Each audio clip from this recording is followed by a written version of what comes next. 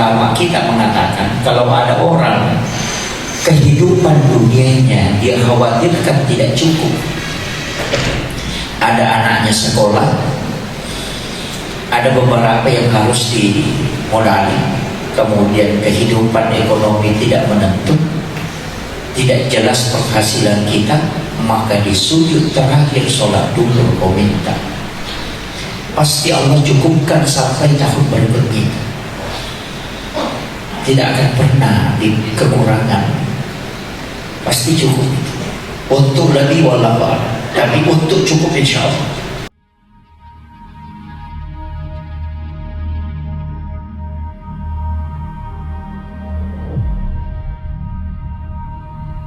Ulama kita mengatakan kalau ada orang kehidupan dunianya dia khawatirkan tidak cukup, ada anaknya sekolah, ada beberapa yang harus dimodali, kemudian kehidupan ekonomi tidak menentu, tidak jelas penghasilan kita, maka di sujud terakhir sholat dulu kau minta, pasti Allah cukupkan sampai tahun berikutnya, tidak akan pernah di kekurangan, pasti cukup. Untuk lebih wallahu a'lam, tapi untuk cukup insya Allah. Makanya saya juga ajarkan satu amalia. Kenapa saya selalu baca Maulaya Sholli itu di subuh hari, supaya jamaah bisa hafal. Orang yang membaca 4 bait burda ini itu tidak akan kesusahan kan? Itu kuncinya. Sampai anak-anak kita itu tidak akan susah. Makanya saya istilahnya baca supaya kita bisa hafal. Kalau 30 hari dibaca itu tidak dihafal, itu bakal begitu. Hanya hafal itu. Kalau tidak bisa menghafal bait burda ini, selesai sholat fardu, letakkan tangan kanan di perut sebelah kiri dengan ibu jari agak didorong sedikit naik ke atas, pas kena jantung. Jadi letakkan di perut sebelah kiri, kemudian baca surah Al-Insyirah 3 kali, kemudian surah Al-Ikhlas 3 kali. Setiap selesai sholat fardu, khatamkan Al-Quran diri kita sebelum melaksanakan sholat sunnah. Itulah yang istilahnya orang tarekat dulu mengatakan pertama kengikoran alim. Itu masuk. Makanya Al-Insyirah 3 kali, kemudian surah Al-Ikhlas 3 kali, kemudian baca Rabbis shrahli sadri wa yassirli amri wahlul 'uqdatam min lisani yafqahu qawli Rabbi yassir wa la tu'assir. Itu 3 kali.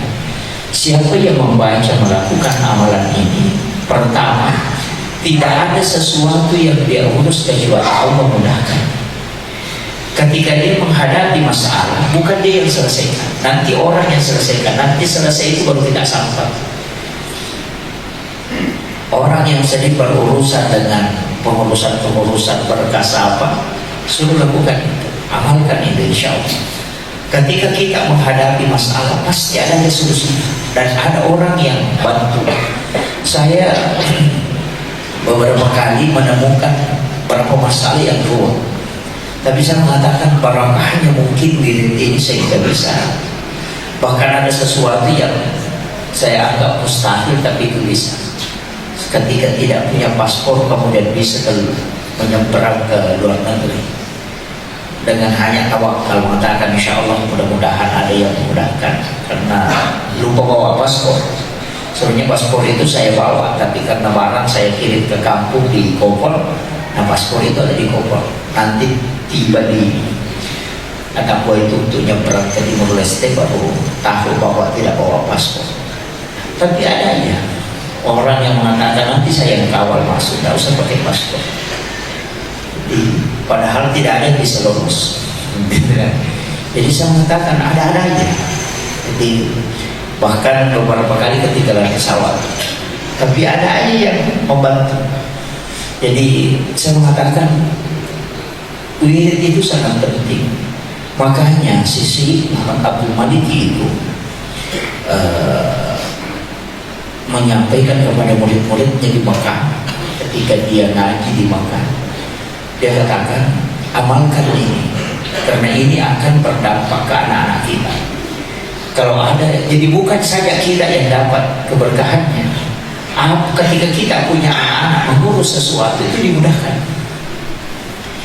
Jadi hal ini kemudian dikatakan tidak ada anak fakir ketika orang tuanya mengamalkan ini.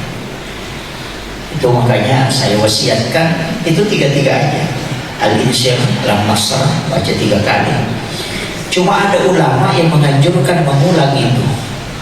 Alam nasrah laka sadrak wa wada'na anka wizrak alladzi anqadha dhahrak wa rafa'na laka dzikrak wa rafa'na laka dzikrak, itu diulang 3 kali. Kemudian faiza faragta fansab wa ila rabbika farghab wa ila rabbika farghab wa ila rabbika farghab. Itu diulang di yang ketiganya, bukan dari pertama kedua. Pertama kedua dibaca biasa, nanti yang ketiganya baru diulang. Baru kita baca surah Ikhlas. Sebenarnya doa ini juga dibaca kalau kita mau meninggalkan rumah. Iya. Ada juga itu yang dibaca 7 kali. Siapa yang membaca iza zulzilatil ardu zilzalaha 7 kali sebelum berangkat, maka tidak akan ada orang yang mengganggu di perjalanannya. Sekarang kan malam itu ada yang begal kan. Sebenarnya Nabi sudah ajarkan kepada sahabat, baca ini, semua orang yang mau mengganggumu di tengah jalan, maka dia tidak akan melihat engkau lewat. Ya kan itu. Jadi tapi izah suliah 7 kali sebelum kita berangkat. Ibu-ibu ini penting saya sampaikan. Ya. Cuma begal juga itu Pak, pintar. Dia akan ambil emas itu yang tidak keluar zakat. Iya kan? Iya, itu kuncinya sebenarnya. Makanya ketika Allah yang punya barang, pasti dia tidak akan rusak, karena dia yang punya kan. Makanya kalau kita yang mau menjaga tidak mungkin. Sama jika keluarga kan, makanya diajarkan itu doa Bismillahi ala nafsi wa mali wa ahli. Itu dibaca 7 kali supaya keluarga kita tidak diganggu, harta kita tidak diganggu, karena dititip sama Allah. Makanya kalau ada orang biasa bilang, apa doanya supaya suami tidak selingkuh? Gampang sekali itu, jadi baca Bismillahi ala nafsi wa mali wa ahli. Baca 3 kali. Karena sekarang ini bahaya. Kenapa bahaya? Banyak pencuri suami. Sekarang banyak pencuri suami. Kenapa banyak? Karena memang perbandingan laki-laki perempuan kan 1:7. Kan gitu. Kalau 1:7 dan 1 laki-laki 7 perempuan, kalau sudah menikah 1 laki-laki kan ada anak, orang tidak dapat bagian. Ini nih yang kadang, tapi kalau masih gadis itu tidak usah khawatir, masih pemali. Yang bahaya itu janda Pak. Janda ini yang harus diwaspadai. Apalagi yang suka mati itu malai, wah, yang ini itu yang bikin error otaknya suami itu. Iya. Kadang-kadang juga kan perempuan tidak memperhatikan suaminya. Ini kan kadang-kadang kenapa ada perceraian terjadi, kenapa ada selingkuh, itu tidak mesti disalahkan suami secara full. Tapi apa? Ketika suami mau jalan kemudian kau tidak antar ke depan pintu, makanya Nabi kan sampaikan, antar ke depan pintu, kemudian salaman, kemudian cium tangannya, doakan dia. Nah kasih tahu saja, selamat Pak Ketubuh itu pulang. Begitu saja, kasih senyuman yang paling manis, selesai. Nah itu laki-laki ketika melihat wajah perempuan tersenyum manis yang dia cintai, itu 48 jam dalam psikologi baru bisa hilang. Kalau suaminya mau jalan, maka baru naik jalan lagi, jalan lagi. Iya kan? Ini karena juga perempuan memang yang salah. Ketika suaminya jalan sehingga di warung, kemudian ada anak gadis yang menghidangkan makanan atau apa, kemudian senyum bilang pesan apa Pak, langsung dia bilang ini perempuan lebih bagus daripada istriku, karena istrinya maju tadi waktunya mau jalan. Kan begitu. Siapa yang disalahkan? Bukan suami, itu perempuan. Makanya Nabi kan anjurkan itu. Makanya kalau mau jalan suami tak, lihat memang mukanya.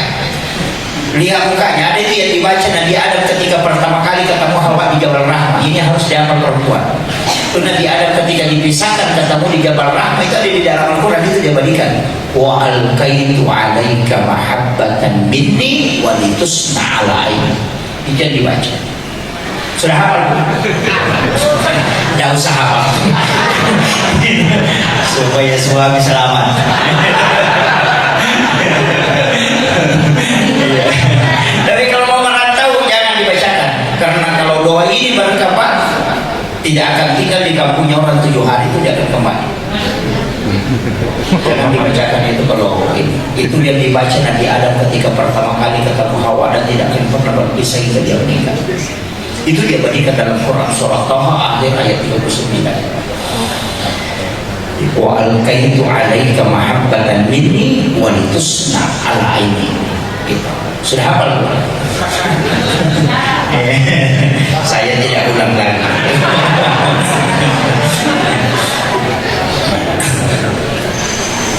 Kemudian kita ke sholat asar. Jadi sholat asar itu justru sholatnya Nabi Nuh, ya. Jadi ketika dia diselamatkan itu, maka dia sujud kepada Allah. Makanya ketika ada orang punya utang dan sangat susah membayar utangnya, suruh dia minta di sujud terakhir sholat asar. Makanya dibagi itu Pak, kalau masalah tidak bisa kita selesaikan, minta di sholat sunnah. Ketika kekhawatiran tidak cukup rezeki, minta di sholat duhur. Ketika utang sangat susah kita selesaikan, maka minta di sholat asar. Tapi kalau sholat maghrib itu sholatnya Nabi Isa. Ketika dia diselamatkan oleh Allah, maka itulah ulama mengatakan kalau ada orang yang membenci kepadamu, yang iri atau dengki, maka di sujud terakhir sholat maghrib kau minta kepada Allah supaya Allah lembutkan hati. Dan di situ juga kalau kita mau deteksi orang itu di sholat maghrib. Jadi kentara itu Pak, kalau sholat asar susah dia lakukan, jangan kasih pinjam uang orang ini, pasti menunggak. Dipastikan itu. Kalau sholat duhurnya orang tidak bagus, pasti curang dia kalau dia jual beli. Dipastikan ini. Kalau sholat isanya itu orang munafik, kelihatannya dibayar, tapi kalau sambungnya tidak baik. Iya. Jadi ulama itu sudah tahu. Jadi dia bilang, oh kalau sholat Pak asarnya ini orang tidak dianukan, selalu ditunda-tunda, kadang terlambat sholat asar, bahkan kadang tidak sholat asar, pokoknya jangan pinjam uang. Kenapa? Dia tidak akan bayar. itu kuncinya. Jadi ulama dulu itu hanya mentes melalui sholat. Kalau sholat duhurnya lama bilang, tidak bisa dipercaya orang. Kalau dia mati-mati pada Quran timbangannya. Gitu. Jadi kalau sholat maghrib, wah itu orang emosional temperamen. Makanya kalau ada orang biasa tidak bisa mengontrol emosinya, suruh perbaiki sholat maghrib, hilang itu. Kemudian sholat isya itu sholatnya Nabi Musa ketika kesasar di negeri Madian. Ketika Allah bukakan itu, maka dia sujud 4 kali memohon kepada Allah sebagai tanda kesyukuran. Makanya kalau ada pekerjaan yang kita lakukan, kita dagang tidak bisa berhasil, kita pergi ini kerjakan ini tidak bisa, masuk ke kebun tidak bisa juga, bertani tidak bisa juga, semua yang kita lakukan gagal, maka minta di sujud terakhir sholat isya. Allah akan bukakan itu mana pekerjaan yang mestinya kita lakukan. Jadi makanya ulama mengatakan setiap sholat itu ada hikmahnya. Jadi ini sholat-sholatnya para nabi. Makanya sholat sunnah sesudah isya juga itu sangat istimewa. Yang 4 rakaat sesudah sholat isya itu istimewa sekali. Cuma paling bagus itu sholat sunnah itu kalau dibawa pulang ke rumah, jangan di masjid. Bawa pulang ke rumah, nanti di rumah dikerjakan. Karena sholat yang dikerjakan di rumah itu, kalau sholat sunat itu lebih afdal. Sholat sunat ya, bukan sholat fardu. Jadi kalau laki-laki memang diwajibkan sholat di masjid. Kalau perempuan ada hadisnya, wanita itu sholatnya di rumah. Kalau dia di rumah, di dalam biliknya, itu jadi disuruh dan masuk ke dalam kamar. Tapi ada sambungannya hadis, ketika wanitamu ingin ke masjid, jangan kau larang. Itu ada satu saja. Kadang orang tak potong sampai di situ. Sholatnya wanita itu lebih afdal kalau di rumahnya. Kalau dia di rumahnya lebih afdal kalau di dalam dirinya. Sampai di situ. Makanya wanita tidak usah ke masjid. Padahal ada sambungan hadis. Ketika wanitamu ingin ke masjid, jangan kau larang. Kenapa dulu wanita Pak disuruh tinggal sholat di rumahnya? Karena tidak aman. Laki-laki saja berangkat sholat tidak aman. Karena di tengah Yahudi yang kemudian mencari sama umat Islam, dia membunuh Rasulullah saja. Sampai sujud di masjid itu dikasih kotoran unta, kemudian dilemparkan kepalanya sehingga dia tidak bisa bangun. Nabi saja ini, apalagi sahabat, apalagi perempuan. Makanya disuruh sholat. Kalau sholat kok jangan di rumahmu masih ada kok, nanti masuk ke kamar lagi aman kalau di dalam. Tapi Nabi bilang kalau dia mau ke masjid jangan kau larang. Itu karena mengkhawatirkan jiwanya dulu. Perempuan saja, jelas pasar itu ramai Pak, masih perempuan disuruh tinggal, suami disuruh belanja. Makanya orang Arab itu dia yang pegang uang, suaminya, bukan istrinya. Karena memang suami yang belanja. Makanya kalau ada laki-laki di Mamuju dia yang pegang uang, suruh ke Arab. Tidak usah tinggal di Mamuju. Tapi tidak ada di sini. Iya. Karena memang orang Arab itu jadi aib kalau wanita yang pergi belanja. Kita di timur, kalau laki-laki yang belanja sayur, itu jadi aib juga. Dan tidak kenal laki-laki apa ini, urus semua begini. Tidak, itu makanya terbalik. Makanya wanita itu ketika mau ke masjid Nabi katakan jangan kau larang. Jadi itu kuncinya. Kan wanita itu mengajar juga pahala. Tapi apa kata Nabi? Sama, lebih besar, sama di pahalanya. Tidak usah tanyakan namanya. Sama di pahalanya. Karena Nabi mengkhawatirkan umatnya. Karena keamanan laki-laki saja tidak aman. Nah sekarang siapa mau curi? Dan jadi masalah Pak. Dilarang pergi ke masjid sholat, tapi boleh jogging. Ini masalah. Di kampung saya, bukan di sini. Kan gitu. Ini penting. Nah, kenapa juga disebutkan seandainya wanita tidak usah sholat di masjid, Nabi sebutkan saf yang paling baik untuk wanita yang di belakang. Kan gitu. Untuk laki-laki yang di depan berarti memang boleh untuk wanita. Cuma dilarang pakai parfum. Jangan terlalu cepat datang karena lebih banyak gosipnya. Wanita itu kalau ketemu 3 orang Pak langsung ada dicerita. Laki-laki paling ada cerita urusan pekerjaan. Begitu. Tapi kalau perempuan di kampung saya bukan di sini. Itu memang makanya dijaga itu. Makanya itu kan memang kalau disebut namanya itu begitu wanita kaum Hawa, itu kan terbuka mulut kan kaum Hawa. Kuat ngomong kan. Kalau laki-laki kan tidak kaum Adam.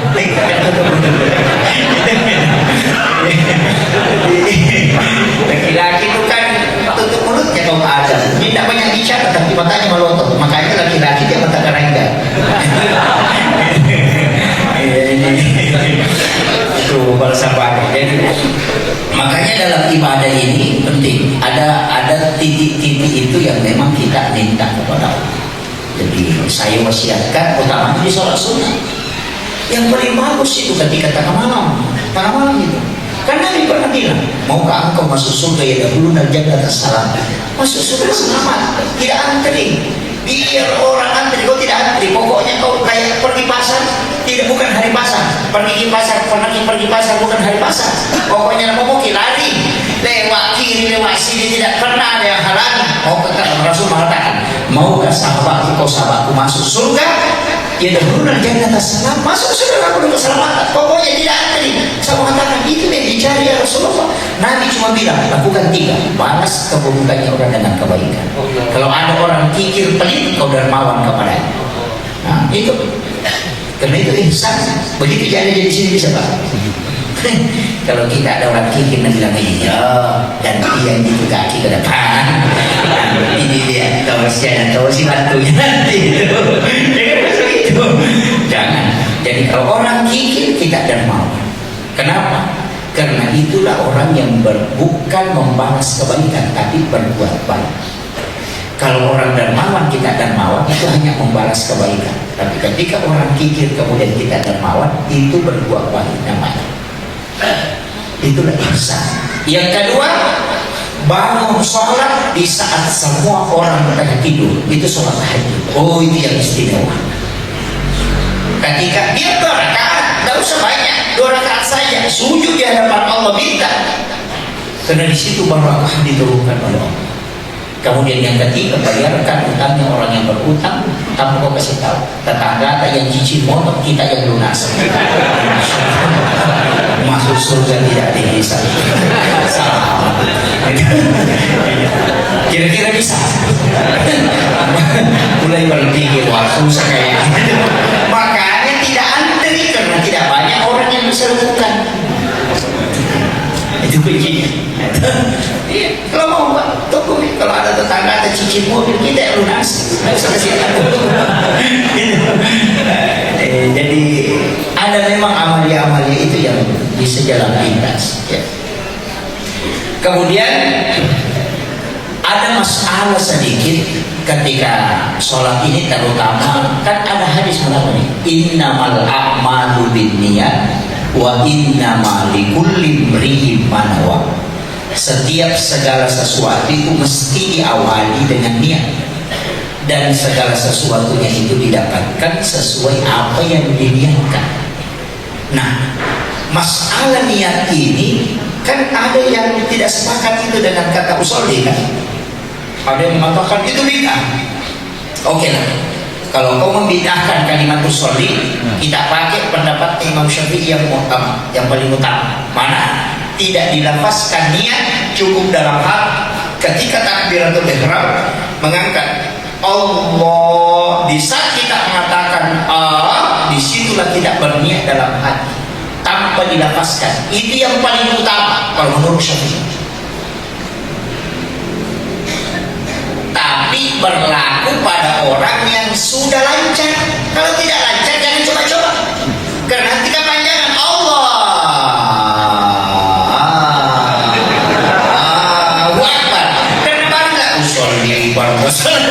Kan gitu. Jadi sebenarnya kalimat usolli ini mesti dihafal dulu. Nanti dia lancar, makanya tidak usah dilafazkan, dimasukkan di dalam takbir. Makanya orang yang tidak lancar suruh baca sebelum takbir. Itu disebut at-talaffuz bin niyah, melafazkan niat. Bagi yang was-was, tapi yang tidak was-was sudah bisa connect nanti di takdirnya, itu yang paling utama. Mana yang kita biasa pakai? Ada juga nanti saya berniat memang di rumah Ustaz, di rumah berniat langsung saja ke masjid, Allahu Akbar. Itu benar, Imam Malik yang pakai itu. Tapi ada syaratnya, tidak boleh ngomong dari rumah sampai ke masjid, dan tidak boleh tidak ada wudu. Langsung masuk Allahu Akbar karena tersambung memang. Kalau merokok dulu, bagaimana bisa langsung? Ini aturannya.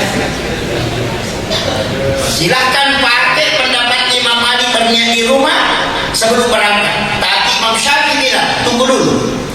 Kau di rumah itu niat sholat atau niat apa? Malik mengatakan itu niat sholat. Imam Syafi'i mengatakan bukan. Itu niat mau sholat, bukan niat sholat. Di rumah itu hanya niat mau sholat. Makanya ketika kamu berangkat ke masjid itu belum niat sholat, baru niat mau sholat.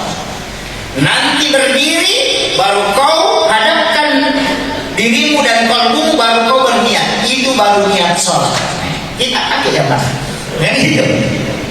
Jadi tidak usah permasalahkan. Ada orang langsung dari rumahnya langsung masuk, belum lurus berdirinya Allahu Akbar. Tidak masalah. Itu pakai mazhab Imam Malik. Bahwa di rumahnya dia berniat. Kalau itu yang sering lakukan Allah. Wah, nah itu Syafi'i. Tapi ada juga kata mereka itu yang lama sekali. Allah. Wah, naik ke atas. Gitu, tidak masalah. Nah, yang kedua, saya orang kan yang mengatakan tidak usah dibaca usolli. Saya mengatakan mesti kau hafal dulu. Yang tidak boleh, yang tidak baca usolli itu adalah orang yang sudah lancar. Karena niat itu memisahkan 5. Yang pertama dari niat ditahu itu sholat wajib atau sholat sunnah. Itu dari niat. Yang kedua, niat yang membedakan antara imam dan makmum. Kalau kau imam mengatakan imam, kalau makmum mengatakan makmum. Yang ketiga, niat juga yang membedakan sholatmu pada waktunya atau bukan. Kalau waktunya adaan, kalau bukan waktunya qadaan. Kemudian yang keempat, niat juga yang membedakan apa kau jamak atau tidak. Niat juga yang membedakan antara kau kasar sholatmu atau tidak. Coba, jadi niat itu memisahkan betul. Kalau kau sholat sendiri, mesti kau berniat sholat sendiri. Kalau kau sholat makmum, mesti kau berniat menjadi makmum. Kalau imam, mesti menjadi imam. Jadi niat itu memang pokok. Makanya Syafi'i mengatakan niat itu mutlak, tidak boleh tidak. Nah, itu. Tapi niat itu kalau tidak dipakai dimasukkan ke dalam takbir, itu boleh pakai bahasa Bugis. Karena itu belum masuk sholat. Sholat kan diawali dengan takbir, ditutup dengan salam. Sebelum takbir itu bukan sholat. Makanya mau gaya apa saja bagi tidak usah bermasalahkan. Dia baca saya berniat sholat, tidak usah, karena itu belum masuk sholat. Nanti takbir, tidak boleh ada bahasa masuk selain bahasa bacaan sholat. Kalau dia bahasa Bugis, tidak masalah karena belum dimasuk sholat. Makanya niat itu adalah pengantar untuk masuknya. Nah, kuncinya kan di situ. Di situ tergantung semua. Makanya apa bedanya sholat tahiyatul masjid dengan sholat taubat? Kan niatnya juga. Apa bedanya sholat wudu dengan sholat sunnah rawatib? Niatnya juga. Makanya niat itu penting. Orang itu riya atau tidak, itu niatnya juga. Karena ada orang itu bilang, wah Pak, itu masuk disebut-sebut namanya itu. Kenapa sekarang harus sebut nama? Itu riya. Oh tidak. Ada orang menyebut nama supaya yakin betul bahwa itu terkoneksi. Kan tergantung dari kamunya. Allah berdosa gitu kalau bilang, ini tahu menyumbang namun sebut namanya itu siapa bersedekah tidak pernah sebut namanya. Kenapa dia tahu bersumpah kalau tidak sebut namanya? Itu si anu bersedekah itu tidak pernah sebut namanya. Kenapa dia tahu bersedekah dan tidak sebut namanya? Karena kasih tahu. Berarti sama begitu. Begitu kan? Jadi tidak usah diadukan Pak. Jadi yang riak dengan tidak riak itu bukan persoalan menyebut atau tidak, tapi persoalan kalbu kita. Makanya Allah yang bagi tahu siapa yang riak dan siapa yang ikhlas. Iya. Makanya jangan selalu katakan ikhlas. Ya. Kayak masjid itu kan sekarang kan orang selalu imamnya ikhlas, tidak usah diadu ikhlas. Bagaimana bisa ikhlas Pak? Tukang kebersihan kalau ikhlas tidak ada yang tinggal. Lihat satu hari hilang itu. Iya, kenapa banyak WC masjid itu jadi masalah? Tanpa umum masjid banyak. Saya sering singgah Pak dulu waktu perjalanan. Ini kenapa ada kerang itu diikat kayu? Yang paling parah itu pakai kayu yang dorong begini naik. Waduh, WC-nya jadi masalah. Bau betul. Tidak ada yang bersihkan. Karena selalu bilang ikhlas. Itu di mall Pak, di bandara itu petugas kebersihan WC itu duduk terus di situ. Orang baru keluar langsung lagi bilang, kenapa dia duduk di situ? Karena dibayar. Seandainya ikhlas tidak mau duduk di situ. Biar kau suruh duduk di situ tidak mau duduk. Itu kuncinya. Ikhlas itu adalah rahasia Allah dari sekian banyak rahasia yang ada. Kan siapa itu? Abu Bakar itu tanya begini, hei Umar, apa itu ikhlas? Umar mengatakan, wah saya tidak tahu kalau ikhlas itu. Dan Khalifah Utsman tahu itu karena dia rajin sedekah itu dermawan. Tanya itu dulu bagaimana ikhlas. Ditanya Khalifah Utsman, wah saya juga tidak tahu apa itu ikhlas. Dia bilang, Sayyidina Ali, dia kan orang pintar. Ditanya Sayyidina Ali, apa itu ikhlas? Sayyidina Ali mengatakan, waduh saya tidak tahu. Ayo kita tanya ke Rasulullah. Berangkatlah Pak sahabat ini ketemu dengan Rasulullah. Langsung dia tanya, ya Rasulullah, kami ingin bertanya, apa itu ikhlas? Nabi bilang, saya tidak tahu. Nabi bilang, saya tidak tahu. Kemudian Rasulullah bilang, tunggu dulu, saya akan tanya Jibril. Dan setelah Rasulullah tanya Jibril, ditanya, wahai Jibril, sahabat kami ini bertanya, dan saya pun bertanya, yang mana itu yang ikhlas? Apa itu ikhlas? Jibril mengatakan, saya tidak tahu yang Muhammad. Itu Jibril tidak tahu. Dan ketika Jibril mengatakan, nanti saya tanya kepada Allah. Dan ketika Jibril tanya kepada Allah, apa kata Allah? Wahai Jibril, sampaikan kepada Muhammad bahwa ikhlas itu adalah salah satu rahasia dari sekian banyak rahasia yang aku miliki. Nah sekarang banyak orang minta tahu si ada sedekah tidak ikhlas. Nabi Muhammad saja tidak tahu ikhlas seperti itu. Masa kau tahu? Ini kan jadi masalah kan? Begini kadang-kadang kita kelewatan saat ini sekarang. Apalagi di media itu, batal. Saya bilang itu nggak sepertinya ngaji, Pak. Jadi persoalan ikhlas itu urusan Allah dengan hamba-Nya. Jadi bukan dibilang tidak, tidak.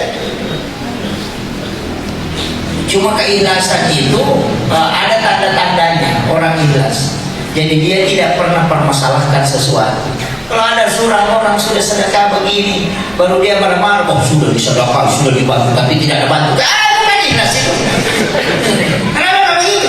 Tidak berhasil kalau bukan saya yang bantu. Oh, tidak. Nah, itu orang yang tidak ikhlas. Jadi penting ini, itu artinya rahasia kita dengan Allah. Makanya kalau sedekah mengatakan sedekah ikhlas, itu yang sedekah ikhlas itu adalah sedekah yang kita tidak tahu. Termasuk sering saya sampaikan itu. Kalau lewat celengan, tutup mata, ambil uang 1 lembar, 2 lembar, kasih masuk, jangan lihat uang berapa. Nanti Allah yang hitung. Selama kau lihat, kau belum ikhlas.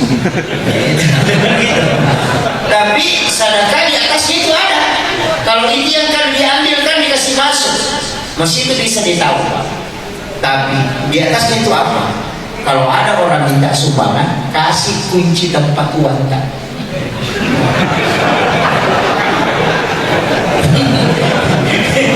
Sudah pernah lakukan? Oh tidak. Karena kita curiga, oh orang ambil sama uang. Itu kan berarti kita belum ikhlas ya. Saya ingin sampaikan satu kisah.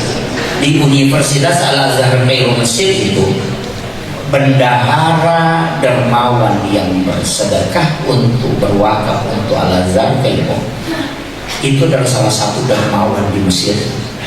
Itu ketika tiba waktunya mahasiswa diberikan beasiswa dan diberikan pakaian, maka kunci tempat uang di peti besinya itu dia hanya kasih ke pengurus Al-Azhar. Dia cuma kasih tahu, tempat uangku di sana, ini kuncinya, kau pergi ambil. Kalau kurang sampaikan kepada saya, nanti saya tambah. Kalau ada sisanya simpan saja. Kira-kira ada 5 murid bersedekah begitu. Tapi apa yang terjadi? Ini yang di luar nalar. Kenapa dia lakukan setiap tahun begitu? Ketika dia berserahkan kuncinya, dia pergi, tinggalkan. Apa yang dia bilang di guru tadi itu menceritakan, dia cuma bilang, ya Allah, rezeki itu dari dan saya kembalikan kepada-Nya. Tapi satu hari setelah diambil, ketika dia buka kunci peti besi itu, justru semua tempat uang yang di dalam itu pergi. Dan itulah bukan dia lakukan setiap tahun. Jadi dia bilang, biar saya tidak bekerja, Allah sudah gantikan semua yang dia. Itu butuh tawakal. Karena kalau kita itu langsung miring ke Bapak, kalau langsung itu, tapi itu berat kalau tidak mampu lakukan ya jangan. Ya, ambil lagi yang sedekah tadi yang sembunyi-sembunyi itu yang tidak kelihatan. Atau kalau ada orang minta sumbangan, langsung saja. Ada itu di Sengkang, Pak. Nah, sudah meninggal itu namanya Haji Abdul Qadir. Orang panggilnya jika ada orang mungkin yang tokoh emas ujung peri di Wajo. Ada orang Wajo mungkin kenal beliau. Dia adalah tokoh masyarakat yang luar biasa. Selama bersama beliau ketika pergi ceramah itu saya senang sekali kalau dia datang. Banyak ilmu-ilmu yang saya bisa dapat dari beliau. Dia itu luar biasa. Ketika bersedekah itu dia cuma buka laci, dia tidak pernah lihat uangnya. Dia itu dorong kepalanya begini ke depan, baru ambil uang, baru kasih itu, baru dia bilang sudah. Dia tidak pernah tulis uang berapa dia ambil, dia tidak pernah tahu itu. Jadi caranya bersedekah itu dia tidak pernah melihat berapa yang dia ambil. Jadi dia tutup matanya kalau ambil uang di lantai. Makanya Bapak kalau mau bersedekah bisa pakai itu. Jangan lihat, karena kalau kita kan dipikir, oh mana dia pilih uang 50 kan begitu. Jadi jangan lihat. Sama sebenarnya kalau orang hitung zakat. Ada jamaah saya itu di Papua, dia bilang kalau orang keluarga itu hitung zakat, Pak Ustaz, saya tinggalkan rumah. Saya takut kalau terpengaruh ketika melihat uang tidak banyak. Jadi saya tinggalkan rumah, biar karyawan yang hitungkan. Kau hitungkan saja. Itu untuk menghindari. Karena biasa kalau zakat itu Pak, kalau sedikit aman, 20.000. Tapi kalau sudah 20 juta, sudah boleh melontar, makanya satu motor ini. Iya, kan begitu. Maka itu setan akan mempengaruhi. Makanya sebenarnya yang paling aman itu setiap bulan keluarkan memang, tapi jangan disalurkan. Keluarkan, masukkan ke rekening, selalu dipisahkan setiap bulan. Keluarkan 25% setiap bulan. Nanti Ramadan baru disalurkan. Ya, supaya lebih aman. Ya. Jadi karena kalau kadang sekaligus kita mau keluarkan, kadang tidak ada uang dipegang. Ramadan tidak ada uangnya, tidak mau berzakat, di mana dia ambil uang? Makanya setiap bulan pisahkan memang. Jadi belum disalurkan, hanya mengeluarkan tapi tidak disalurkan. Nanti cukup 1 tahun karena ada haulnya, ada namanya haul kepemilikan 1 tahun. Ya. Makanya ibu-ibu yang punya emas itu 85 gram emas simpanan, kalau mau selamat, ya kalau mau sampai 1 tahun jual 5 gram. Jadi 80 gram tidak kena zakat itu. Nanti sudah Ramadan beli lagi 5 gram. Atau 1 gram, kan bisa itu Pak? Iya bisa. Kalau misalnya emasnya 80.000, kena zakat ini. Kedua 2,5% ini kalau 1 tahun. Nah, kalau mau dapat 1 tahun, jual dulu. Dijual, kurangi tidak disakati. Nanti lewat Ramadan beli lagi 5 gram, kembali lagi 85. Itu orang nanti dari kemudian Pak tidak dibakar karena dia memang tidak kena zakat, tapi dikasih masuk di dalam baru dibakar. Itu mengalami apa itu? Ini makanya jangan mengakali zakat. Itu fatal itu. Kalau zakat tidak baik itu Pak, dia itu membakar. Iya, karena zakat itu kan sampah. Sampah itu dibakar oleh api. Makanya biar orang bakar rumah tangga kalau bagus zakatnya tidak akan terbakar. Karena memang api kan sifatnya membakar. Yang dibakar itu kan cuma sampah. Nah kalau orang makanya bersihkan hartamu dengan zakat, kan begitu. Makanya dimakan juga jadi penyakit itu. Penyakit gula, kolesterol, asam urat. Nah zakatnya semua itu tidak bagus. Sudah bolak-balik ke dokter berobat dan tidak mau sembuh-sembuh itu penyakit kikir itu. Iya, keluarkan nih, ada masalah itu di hartamu. Tidak mungkin. Kenapa? Harta itu karena kotoran kan yang masuk. Ketika kotoran itu kan pasti jadi penyakit. Nah maka anak-anak kita pasti nakal, tidak mau mendengarkan. Nah maka istri kita sama, pokoknya. Makanya itu saya bertanya. Cuma akhir-akhir ini jarang ke sawah. Dulu itu hampir setiap 3 hari 4 hari saya itu bertanya Pak, sesibuk apapun saya ceramah saya bertanya, karena di situ saya tahu keberkahannya dan saya juga kasih tahu. Tapi biasa dia di tetangga itu tetangga sawah dia bilang, apa yang tidak baca Ustaz? Nah, tidak ada makan tipu. Saya bilang gampang sekali bacanya itu zakat. Nah memang Pak, saya keluarkan zakatnya dan tidak pernah itu saya keluarkan 5%. Kalau pertanian itu kan 5%. Saya memang di sawah itu saya tulis memang itu di karung zakat ini. Tidak boleh dicampur. Itu memang, oh ini sudah masuk zakat. Tulis zakat. Kasih tahu memang jangan campurin. Di sawah saya memang keluarkan. Saya sudah tulis memang. Makanya kalau bahas nasi itu mestinya kalau ada pertanian kasih karung zakat, kasih memang piloks itu, baru kasih petani ini. Nanti dia kasih masuk zakatnya di situ. Ternyata terjadi Pak, ketika datang musibah, saya kadang juga cuma 1 kali 2 bulan, 1 kali 1 bulan datang ke sawah. Nah biasa bilang itu, kenapa nih Pak Ustaz? Tidak bisa tumbuh-tumbuh rumput dia. Lalu saya bilang, itu karena Allah menjaga. Saya bilang begitu ini. Kalau makan tikus Pak, nah pergi saya bilang makan tikus. Pergi kalau bunyi ini, langsung saya sudah kubayar zakatnya saya itu. Aduh, aku kasih tahu memang tuh. Bilang, saya sudah bayar zakatnya itu. Ada orang miskin makan itu nanti. Itu ada haknya di situ. Jangan kau habis kalau kau makan. Kalau mau kau makan, pindah ke sebelah itu. Ada orang itu tidak bayar zakat. Dia kasih tahu memang. Iya. Nanti cari di situ yang tidak bayar zakat kalau kau makan. Dan memang Pak, tikus itu hanya lewat itu, tidak merusak itu. Karena tikus itu kan juga dikasih tahu oleh Allah, jangan kau merusak sesuatu yang sudah bersih, dan dia tidak akan pernah merusak itu. Itu aja kuncinya. Makanya kalau bersih zakatnya kayak mobil kecelakaan. Kenapa kecelakaan? Rezekinya bengkel mau ambil, ya kan? Rezekinya bengkel, nah karena celengan lewat kita tidak isi, kan begitu. Sama juga bolak-balik ke rumah sakit, dan periksa kolesterolnya bagus, dan periksa asam uratnya bagus, tekanannya bagus, tapi tidak bisa tidur. Makanya penyakit kikir itu tidak usah banyak sedekah, banyak insya Allah hilang itu. Karena orang yang banyak bersedekah itu dibersihkan, dan Nabi bilang orang yang bersedekah tidak akan pernah akhir, tidak pernah. Mana orang dermawan di sini Pak rajin sedekah miskin? Tidak ada. Yang banyak miskin itu yang pelit, bikin gelat tembok ragu kalau bocah.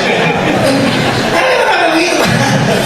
Kalau diminta anunya langsung tengok kepalanya begini. Iya ada, tapi tidak ada di Mamuju insya Allah. Nah yang biasa orang menghambat itu sedekah istri. Iya istri Pak. Kalau sudah, karena kapan dia sudah masuk di sakunya, oh sudah banyak hitungannya itu. Beli ini, beli ini, beli ini, beli ini. Langsung itu. Makanya sebelum kasih istri keluarkan memang. Kalau istri tak tidak mendukung, kecuali istri yang mendukung. Kalau selalu bilang jangan itu lebaran. Banyak juga orang, tapi banyak orang mendahulukan sedekah dibanding zakat. Mestinya terbalik Pak, zakat dulu terhitung. Kalau bapak sudah berzakat dan tidak bersedekah, tidak perlu sedekah. Tapi kalau bersedekah dan tidak berzakat, tetap dimakan. Hitung zakat, mesti dihitung. Nah gampang sekali dihitung. Modal, keuntungan, keluarkan kebutuhan pokok, belanjanya sebelanja sehari-hari untuk makanan pokok, pembayarannya sekolah anak-anak kita, kemudian rekening listrik di rumah, air yang kalau ada misalnya kalau di pump, kemudian ada karyawan kita pekerjakan, keluarkan semua. Sisanya keluarkan 25%. Itu aja. Enggak banyak. Nanti tahun depan periksa nih. Oh zakatku tahun ini 500.000. Periksa tahun depan. Kalau tetap 500.000 pasti ada salah hitung itu. Kenapa? Karena tidak mungkin orang yang berzakat tidak naik hartanya. Nah kalau mau kita tahu harta naik zakat kalau tahun ini berzakat 500, tahun depan berzakat 1 juta, berarti 100% rezeki kita bertambah. Kalau sedekah kan tidak bisa, karena tidak ada aturannya. Ini penting kita hitung. Mudah sekali tuh Pak, bilang ada uangku di bank, hitung 500 juta. Kamu isi bersama keuntungan, modal, keuntungan, keluarkan utang yang berkaitan itu, tapi jangan sembarang utang. Ada juga orang bilang, ada utang Ustaz, berapa? 1 miliar. Tidak berzakat begitu. Utang itu dikeluarkan sesuai dengan jatuh temponya. Wah bulan ini akan dibayarkan, bayar dulu itu, baru sisanya ambilkan di situ, baru itulah zakatnya. Tidak banyak, sedikit aja Pak, 2,5 jadi minta Allah. Daripada kita mau balik, 2,5 kita ambil, sisanya kita serahkan. Mana kita mau pakai? Gitu, sedikit aja itu. Dan itu pun untuk menyelamatkan kita. Karena kalau kita meninggalkan itu jadi dimiliki Pak. Tidak ada yang lain. Nah harta yang ditinggalkan itu, sama ibu-ibu ini jangan kumpul-kumpul harta Pak, kumpul-kumpul emas jangan. Itu emas tak itu yang dikumpul-kumpul sampai itu istri kedua nanti yang pakai itu kalau tidak meninggal. Iya. Nah menikah suaminya kalau meninggal gimana? Tidak menikah hidup lagi mau menikah mereka kalau mati. Nah usah banyak bilang ini saya apa saya perempuan. Kalau meninggal suaminya menangis gitu Pak, 3 hari menangis, tinggal loh Pak, tinggal itu lebih cepat, cukup 1 bulan. Dia bilang sudah 1 bulan kasihan suamiku meninggalkan aku.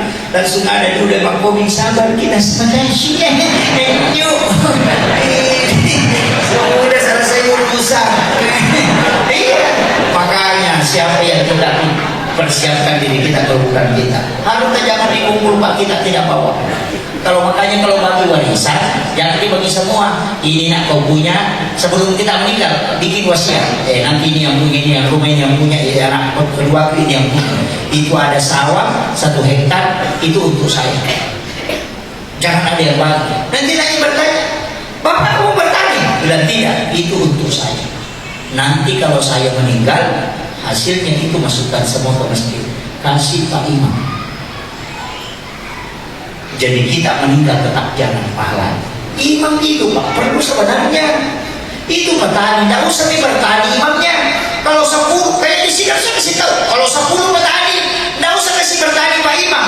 1 petani 1 karung. Bayangkan kalau 100 petani jamaahnya, 100 karung ada apa Pak Imam? 1 kali panen. Imamnya tidak lari-lari. Nah kalau ada masjid lari-lari, imamnya ada masalah itu. Kayak imam tak dengar pakai 6 kali lihat. Kenapa? Karena tidak cukup. Nah imam juga ada anaknya sekolah, ada istrinya mau belajar, apa pekerjaannya? Setiap kali kan bolak-balik di situ. Ini pekerjaannya. Paling susah itu pekerjaannya imam. Orang sekarang yang dipanggil, orang lain yang dipanggil, orang kerasukan yang dipanggil, orang pingsan juga dipanggil, orang sudah masuk di dalam kubur disuruh ayat lagi, tarkib, dia juga dipanggil. Imam semua. Ayat mau disebeli, panggil juga Pak Imam. Tapi kalau mau dimakan tidak dipanggil. Ini masalah. Panggil para saji sudah capek. Dia sudah panjang doanya. Selesai itu dikasih uang 5.000 sama rokok. Poso 5 tak. Jadi masalah. Ya kan? Kalau apa katanya baru 5.000, tidak bisa. Liputin badiunya orang digeser dan 5.000, tidak bergeser. Pas kena rumah itu, tidak bergeser itu. Ini juga penting ini. Imam itu tidak masa 5.000, tidak dikasih amplop lagi. Makanya dia biasa kasih terbaikkan kalau 5.000 sedekahnya minta saja. Ya Allah, pokoknya kasih kena di sini nanti. Ini juga.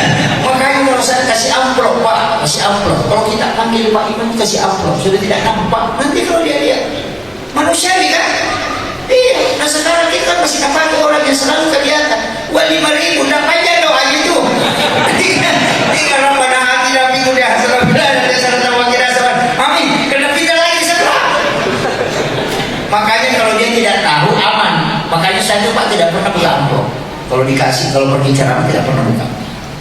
Pantang itu kalau ada menyebut saja tidak akan berangkat. Saya sudah bikin janji sama istri. Kau yang buka jangan pernah kasih tahu saya berapa isinya. Karena kapan kau kasih tahu kita cari. Dia pasti akan begitu. Karena kapan kita tahu kalau udah ada dipanggil, isi lagi, langsung dia lagi beli situ, sekian di situ. Langsung muncul. Kalau mau selamat jangan pernah tahu. Iya, itu aja kuncinya Pak. Saya tidak pernah tahu. Makanya kalau jalan itu selalu bawa uang. Tidak pernah urus itu kalau ada amplop. Ada beberapa masjid itu saya coret mereka dan memang saya mau datang karena dia sudah tentu kesekian. Saya tak kontakkan mau cari penceramah karena tidak bisa. Nah, kalau kita pergi suruh ke rumah pulang baru dibuka amplopnya, baru dia 200.000. Kalau mana pemerintahnya bilang ada mau ada jadwalku, bukan ada jadwalnya, rugi. Bensinnya 150, makanya 70.000. Takor 20. Bagaimana bisa datang kembali? Itu kan menjadi masalah Pak. Ini penting saya luruskan. Iya. Makanya kalau ada penceramah hilang-hilang, hati hilang-hilang, itu panitia kikir itu. Karena memang ustaznya itu buka amplop. Kalau tidak buka kan tidak ada masalah. Karena dia kan tidak tahu. Makanya kita diajarkan itu dalam tarekat kasih begini supaya kau bisa aman. Itu pun pasti susah. Makanya saya itu dipesankan kalau berangkat sendiri, jangan pernah bawa orang. Makanya kalau naik pesawat tak pernah bawa istri. Iya, saya kasih tahu istri kita menikah itu karena jodoh dan jodoh itu tidak kemana-mana. Makanya kau tidak usah kemana-mana.